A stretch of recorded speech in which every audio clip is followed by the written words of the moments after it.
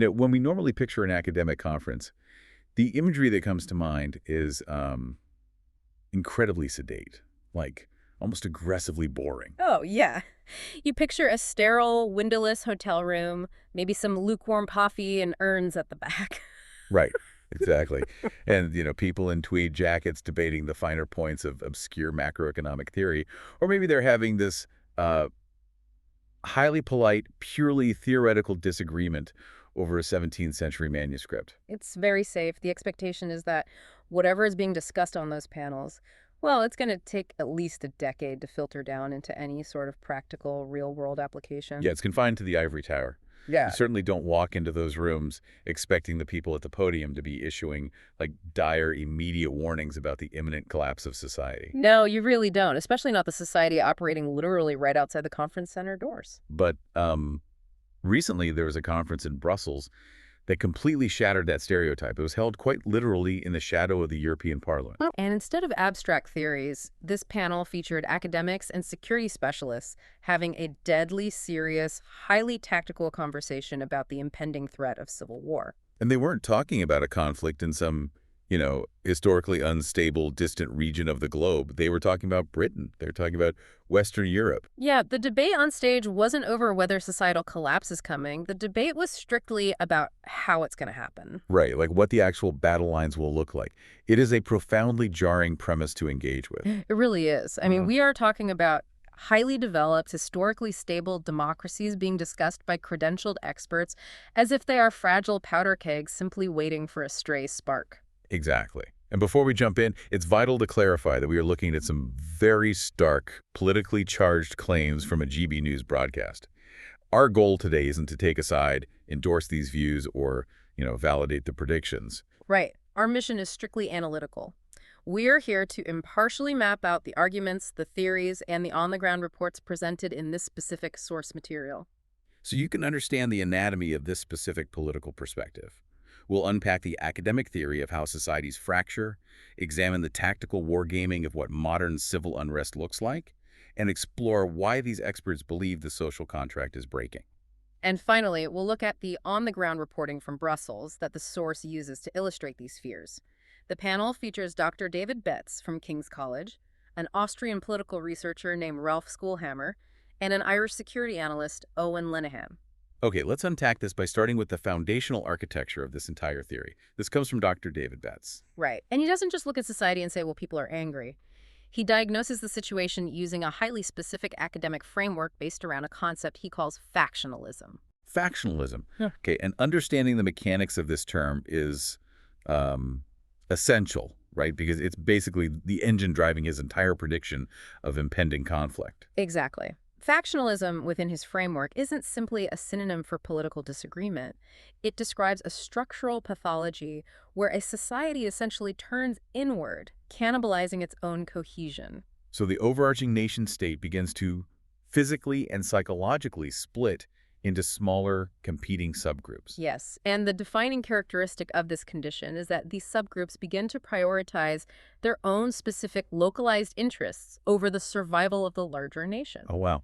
So in many cases, the goals of the faction are in direct contradiction to the existence of the state itself. Precisely. It sounds kind of like a bad marriage. You go from arguing about whose turn it is to do the dishes to fundamentally despising the other person's core identity. That's a really good way to visualize it. Betts maps this breakdown out not as a sudden collapse, but as a spectrum. It's a six-stage progression of structural failure. Okay, a six-stage spectrum. What's stage one? Stage one is normal politics. No one questions the fundamental legitimacy of the system. You might have fierce debates over policy, but the overarching structure and the electoral process are accepted as valid by everyone. Right, that's the baseline democratic assumption. You win, you govern, you lose, you try again next time. Exactly. But then we hit stage two, which is contentious politics. This is where pushback against the established order moves from the ballot box into the streets. Okay, so protests. The source mentions the 2011 Occupy Wall Street movements as an example here, right? Yes. or the anti-austerity protests in Europe. You have mass demonstrations and civil unrest. But the vital distinction is that the protesters are still generally petitioning the existing system to change itself. So they want reform. They aren't trying to dismantle the state apparatus. They're banging on the doors, not bringing battering rams. Exactly. But that leads into stage 3, issue factionalism. This is where competing groups start to permanently solidify around very specific, discrete issues. Like abortion or the death penalty. Highly emotionally charged topics. Right. The danger here is that people begin defining their entire political identity solely by their stance on these specific dividing lines. The issue eclipses the shared national identity. So sticking with the bad marriage analogy, this is where the arguments start becoming entrenched. It's not just about the dishes anymore. Exactly. And the real catastrophic failure happens in stage 4, which Betts calls polar factionalism. At this stage, the disagreement shifts from specific issues to entrenched, symbolic identity cleavages. Oh, so you're no longer arguing about policy. You're arguing because you fundamentally view the other person's core identity as a threat. Exactly. Political competition ceases to be a debate over how to manage the state and becomes a battle of existential identity. You view the other side as actively malicious. And if you believe the other side is inherently evil, compromise becomes morally impossible. And that moral impossibility leads directly to stage 5, militancy. This is the emergence of organized, coercive action. So violence, physical intimidation, extra-legal force, factions bypassing the democratic process entirely. Yes. Which leaves stage 6 as the final catastrophic collapse, civil war. This occurs when the government cannot restore its legitimate monopoly on violence. That is a terrifying dial being slowly turned up. But where does Betts actually place Britain on this terrifying dial right now? Because, we aren't seeing tanks rolling down the avenues in London. Betts's diagnosis is uncompromising. He asserts that Britain is currently firmly entrenched in stage 4, polar factionalism. But more alarmingly, he argues we are already observing outbreaks of stage 5 militancy. Stage 5, organized coercive violence. If he's going to make that claim, he needs highly specific receipts. What evidence does he point to? The source highlights a specific example provided by Betts, the torching of 4 ambulances in London that were entirely funded by the Jewish community. Oh, wow. So not random vandalism, but a calculated attack on a specific identity group's infrastructure. Exactly. For Betts, this represents a tangible symptom that the state's monopoly on violence is fraying at the edges. Factions are physically attacking one another with impunity. But, why is the state allowing it to fail? Are the authorities just incompetent, or is something more insidious happening? What's fascinating here is how Betts explains the underlying causes using the concept of anarcho-tyranny. This was coined by Samuel Francis. Anarcho-tyranny. Okay, break that down for me. It argues that societal breakdown isn't just government incompetence. It's an active, strategic choice made by the ruling class. Wait, really? That concept is incredibly counterintuitive. Why would any elite deliberately choose to let the society they govern fracture into anarchy? Doesn't chaos threaten their power? Samuel Francis argued the exact opposite. He suggested that elite interests are actually served by weakening self-government and destabilizing the middle class. How does that work? Why target the middle class? Because a unified, self-reliant middle class is the only genuine threat to unchecked elite power. They can organize and demand accountability, so the elite fosters localized anarchy to justify authoritarian control. Okay, I get that mechanism. If my street is chaotic like open-air drug markets or rampant crime, I become desperate. I'll gladly accept authoritarian measures from a strong man who promises safety. Exactly. They manage the anarchy to justify the tyranny. The government refuses to enforce basic laws against actual criminals, but hyper-enforces oppressive regulations against the law-abiding middle class. And the source points to immigration policy as the ultimate exposure of this, right? The canyon between the governed and the governing elites. Yes. They argue elites impose policies that rapidly alter demographics and destabilize local communities. Then, when the public protests, the government uses the justice system to crush the dissenters. It's anarchy at the borders and tyranny directed at the citizenry. But that's not the only lens offered by the panel. The Austrian researcher Ralph Schulhammer approaches this from a different angle. Right. Schulhammer frames the situation as a pre-revolutionary state driven by a multi-causal approach, rather than a classic civil war fueled purely by elite malice. So multiple failures happening all at once. And he draws a very specific historical parallel here, comparing modern Europe to the conditions that preceded the French Revolution. It's a massive claim, but he breaks it down into three pillars of dissatisfaction that must crumble simultaneously. The first is ideological dissatisfaction. Okay, so like a pervasive philosophical alienation, people believing the system is rigged and the ruling class is fundamentally illegitimate. Exactly. Discontent with elites. But philosophy rarely drives people to the barricades on its own. You need the second pillar, economic dissatisfaction. Right, material desperation. In 1788 France, that was a catastrophic harvest leading to skyrocketing bread prices. And Schoolhammer compares that to Britain's current historic cost of living squeeze. Entrenched inflation, stagnant wages, the inability to afford housing or basic energy. It's the collapse of expectations. The modern middle class expects economic stability. When a family working 50 hours a week can't buy groceries, the social contract is voided. And that economic pain accelerates the third pillar, social dissatisfaction. In France, this was aggressive, arbitrary taxation by a heavily indebted government. While the nobility paid nothing. Exactly. Think about how rare it is for all the warning lights on a dashboard to flash at exactly the same time. That's what Schoolhammer argues is happening right now with the economy and mass migration. Yeah, if the check engine light, the oil pressure, and the brakes all fail at 70 miles an hour, you crash. The dashboard of Western civilization is lit up in red. And this immense multi-causal pressure has caused society to fragment. Schoolhammer categorizes Western society as having fractured into three distinct, incompatible groups. Let's dissect these three factions because this really lays bare the forces fighting for control. Who is the first group? The first is the pre-modern faction. They organize around family, clan, or tribe, predating the concept of the nation-state. So if the state fails, they revert to the oldest safety net, their cousins and community. The source cites first cousin marriage in the UK, right? Yes, and the highly insular Somali community in Minnesota. They are highly tribal and clannish, relying on internal structures for dispute resolution. They exist geographically in the West, but sociologically operate outside of it.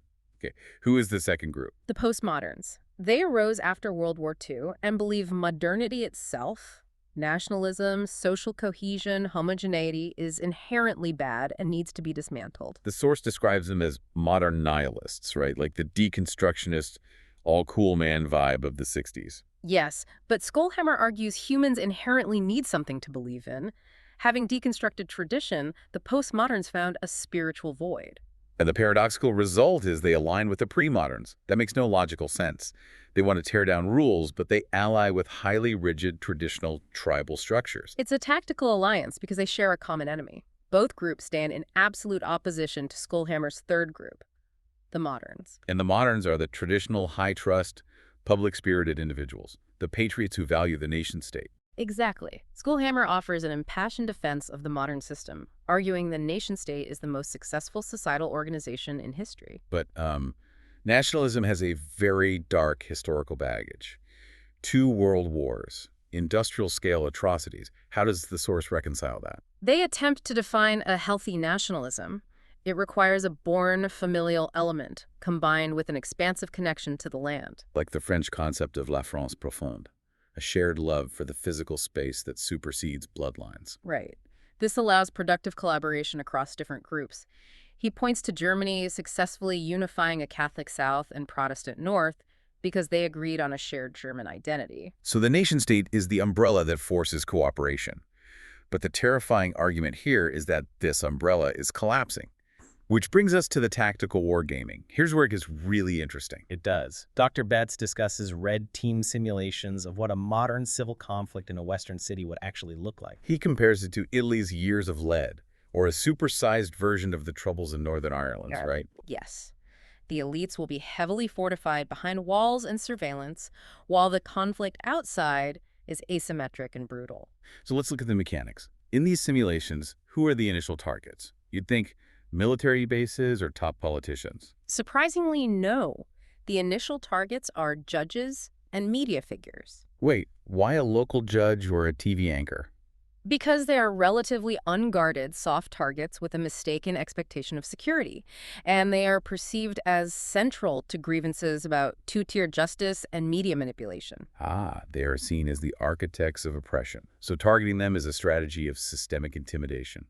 But how is the broader conflict fought? Through what Betts calls system disruption. It's a 21st century siege of urban areas reminiscent of Sarajevo. To make life so fundamentally intolerable that non-natives choose to leave, and the weapons they use are terrifyingly mundane. No sophisticated weapons needed. Attackers would use angle grinders, sledgehammers, and acetylene torches to destroy infrastructure. Hardware store tools. Really, that's so asymmetrical. What do they target with those? The choke points. Specifically, fuel distribution. Petrol stations are the primary target because they are ubiquitous, flammable, and hard to repair. And impossible to replace without insurance, right? Yeah. Betts points out that insurance companies won't pay out for acts of war or terrorism. Exactly, and this triggers a rapid knock-on effect. If fuel stops, logistics trucks stop. Within 48 hours, the just-in-time food distribution system collapses. So they starve the city, which forces massive population movement, achieving the goal of balkanization. Right, a sortative movement, people moving to be among their own. The source cites Tower Hamlets in London and Spark Hill in Birmingham as effective ethnic enclaves. With parallel legal systems and zones of negotiated policing. Meanwhile, white flight is accelerating among the affluent urban elite. Yes, wealthy individuals are selling London properties to move to provincial towns for perceived safety. The map is redrawing itself. So if the tinder's everywhere, what's the spark? Who goes first? Sparks are unpredictable. Betts cites the Southport incident as a potential spark that caused the government to react with panic, tunnel vision, and cognitive overload. Broadcasting weakness emboldens the factions. So where does Betts guess this will kick off? Betts wagers Ireland might kick off first. They have a recent history of civil conflict, a tradition of nationalist martyrdom, and a spectacularly tone-deaf political establishment. But Owen Lenihan, the Irish panelist, strongly disagrees, and his argument is fascinating. It is. Lenihan argues the Irish are actually docile. He introduces the concept of the emigration release valve. I found this deeply cynical but brilliant. The major parties basically use emigration to export their own revolutionaries. Exactly. Whenever they blow up the economy, the angriest, most virile young people leave for Australia, Britain, or the U.S. So Ireland won't lead a rebellion. They are followers. But he does note unprecedented domestic anger over immigration, right? Over a 25-year de facto open borders policy. Yes. He cites 90% bogus asylum claims, acknowledged by officials in 2004 and 2025, and the ruthless dead-of-night redistribution of migrants into tiny, ancient West Coast communities without consultation. Busing unvetted men into a village of 400 people overnight. That lack of consent created a hard line in the sand. It led to 31 fires at IPAS centers up to 2024 and mass riots in Dublin last December after an alleged assault on a 10-year-old girl by an asylum seeker. That's literal stage 5 militancy. So if not Ireland, who does Schoolhammer bet on? Schoolhammer places his bet on France. Why France? Because of the electoral system. In the second round of voting, centrists team up purely to block the right-wing populist candidate, offering no actual program. The Republican front? It mathematically works, but it effectively silences millions of voters who feel disenfranchised by a procedural trick. Exactly. And when peaceful reform feels impossible, extra-parliamentary action skyrockets. Plus, France has long harbored literary awareness of this clash. Like Jean Raspail's 1975 Camp of the Saints and Renaud Como, the intellectual framework for this demographic war is already there. So what does this all mean when you step outside the conference hall? The GB News on-the-ground reporting in Brussels serves as a visceral reinforcement. Brussels is described as ground zero for globalist governance. They throw out that demographic stat. Only 22% of the capital is made up of Belgians with Belgian backgrounds. And the reporter finds sprawling migrant tents along the river. These migrants are often in debt bondage to international smuggling gangs. Because Macron cracked down on Calais, the gangs just moved to the Belgian coast. And they act as violent handlers, watching their cargo on the streets. When the reporter attempts to interview them, it goes very badly. They face threats, swearing in French and English, and active intimidation by men of North African and Moroccan origin. The local Belgian cameraman literally had to warn the crew that these men were dangerous and likely armed, forcing them to retreat. That's the collapse of the state's monopoly on violence caught on camera. And the geographic context is key. This is happening near Molenbeek, described as Belgium's worst neighborhood and a breeding ground for Islamic terrorism. Right. They tie it to Medina Mouche and Abdelhamid Aboud, and the city saw 92 shootings in 2024 alone. But the most revealing part is the cognitive dissonance in the local interviews. It perfectly illustrates polar factionalism. A female student admits she is too afraid of criminals to go out at night and considers Molenbeek a no-go zone. But then, a presumed leftist man claims to feel perfectly safe, completely dismisses the crime, and calls the reporter a fascist for even asking. The reporter concludes that the political and media elites share this dangerous nothing-to-see-here mentality while the city fractures around them. We have covered an immense amount of ground today. The academic spectrum of factionalism, the theory of anarcho-tyranny, the detailed wargaming of infrastructure attacks, the debate over Ireland versus France, and the tense street-level realities in Brussels. It's a comprehensive, incredibly bleak vision of potential systemic conflict. And again, our objective today wasn't to endorse these terrifying predictions, but to give you a clear, structured look into how these specific security analysts and commentators view the current state of Western Europe through their distinct political and academic lens. And I want to leave you with a final thought to mull over, building on Betts's concept of assortative movement. We talked a lot today about physical balkanization, people moving to specific neighborhoods to be with their own. Right. But consider how digital algorithms have already been doing this to our minds for a decade. We've been living in digital ethnic enclaves for years, completely isolated from opposing viewpoints. Wow, yeah, we're already in a state of digital polar factionalism. Exactly. Is the physical balkanization these experts fear just the inevitable real-world manifestation of the internet we've already built? If our digital world is already in a state of polar factionalism, can our physical geography realistically avoid following suit? That is a deeply unsettling question to ponder. Thank you for joining us on this deep dive. Keep questioning the narratives and keep exploring.